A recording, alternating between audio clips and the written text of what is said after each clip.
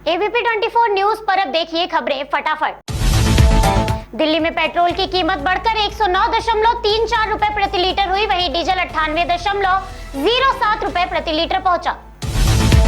कर्नाटक में बड़ी संख्या में लोग बेंगलुरु के श्री कांतिरवा स्टूडियो में इकट्ठा हुए और कन्नड़ अभिनेता पुनीत राजकुमार का किया गया अंतिम संस्कार। कांग्रेस नेता राहुल गांधी ने पूर्व प्रधानमंत्री इंदिरा गांधी की पुण्यतिथि पर उन्हें शक्ति स्थल पर दी श्रद्धांजलि।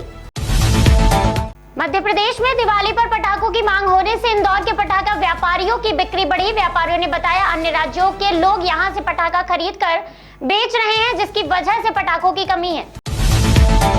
गुजरात में केंद्रीय गृह मंत्री ने सरदार वल्लभ भाई पटेल की जयंती पर केवड़िया में स्टैच्यू ऑफ यूनिटी पर दी श्रद्धांजलि।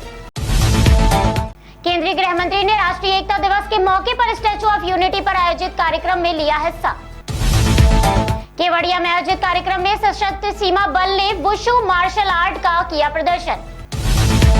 केवड़िया में केंद्रीय गृह मंत्री बोले, आजादी के बाद से देश के टुकड़े टुकड़े करने का षड्यंत्र किया गया।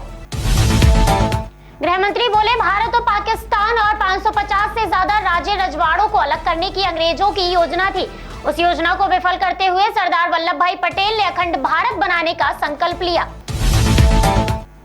केंद्रीय गृह मंत्री बोले, सरदार पटेल की जयंती है। मैं पूरे देश में करोड़ों देशवासियों को बताना चाहता हूं, सदियों में कभी कोई एक ही सरदार बन पाता है और वो एक सरदार सदियों तक अलग जगाता है। कर्नाटक में राजकीय सम्मान के साथ कन्नड़ अभिनेता पुनीत राजकुमार का किया गया अंतिम संस्कार। भारत में बीते 24 घंटों में कोविड-19 के 12,830 मामले आए सामने, 446 मौतें हुई दर्ज। जम्मू कश्मीर में राष्ट्रीय एकता दिवस के मौके पर पुलिस ने श्रीनगर में शांति और एकता के लिए हाफ मैराथन का किया आयोजन। महाराष्ट्र मंत्री नवाब मलिक बोले, अरुण हल्दर ने मीडिया को संबोधित करते हुए कहा, समीर वानखेड़े ने कोई धर्म परिवर्तन नहीं किया। हल्दर जी, आप संवैधानिक पद पर बैठे हैं, उसकी गरिमा रखें। नवाब मलिक बोले, समीर वानखेड़े ने धर्म परिवर्तन नहीं किया क्योंकि वो जन्म से मुसलमान है। उनके पिता ने धर्म परिवर्तन किया था। मैं अपनी बात पर कायम हूँ। वो एससी सर्टिफिकेट में फर्जीवाड़ा करके उस पद पर बैठे हैं। लखनऊ में मेट्रो स्टेशनों में बंदरों के डराने के लिए लंगूर का कटआउट लगाया गया।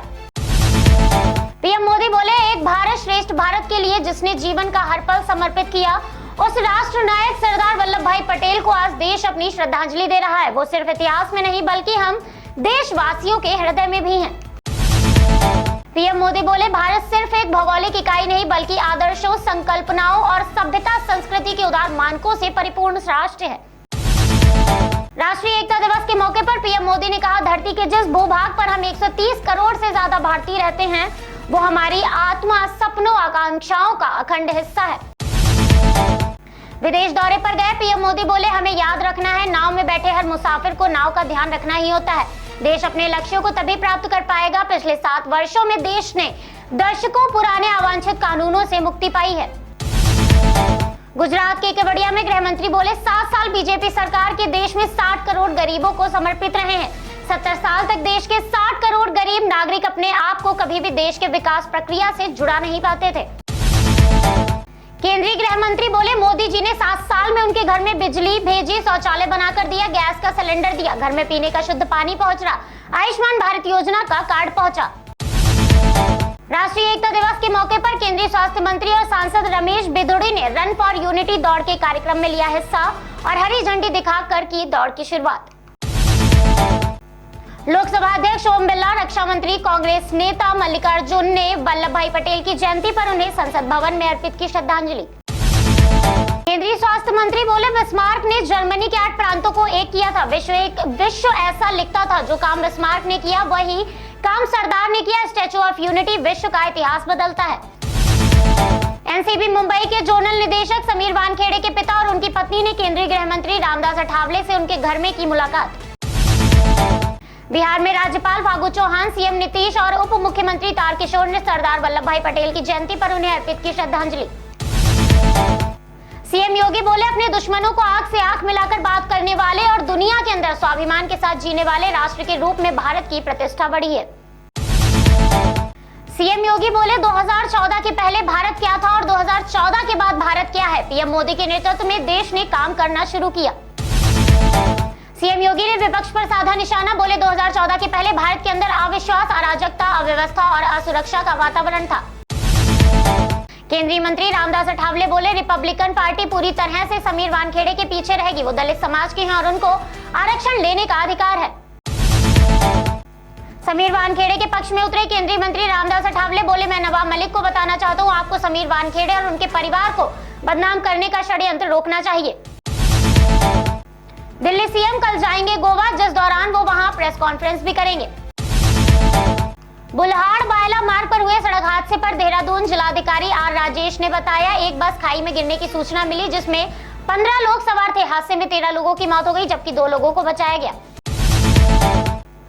सड़क हादसे पर जिलाधिकारी ने बताया, प्राइवेट बस होने की वजह से इस पर आपदा के नियम लागू नहीं होते, लेकिन मुख्यमंत्री ने मृतकों को विवेकाधीन कोष से राशि देने का फैसला लिया है। बहराइच में 6 साल के मासूम पर तेंदुए ने किया हमला। बच्चे के चिल्लाने पर वापस जंगल में भागा तेंदुआ। घायल मासूम को इलाज के लिए सीएचसी में किया गया भर्ती। सीएम योगी आज अयोध्या के दौरे पर दीपोत्सव की तैयारियों का लेंगे जायजा।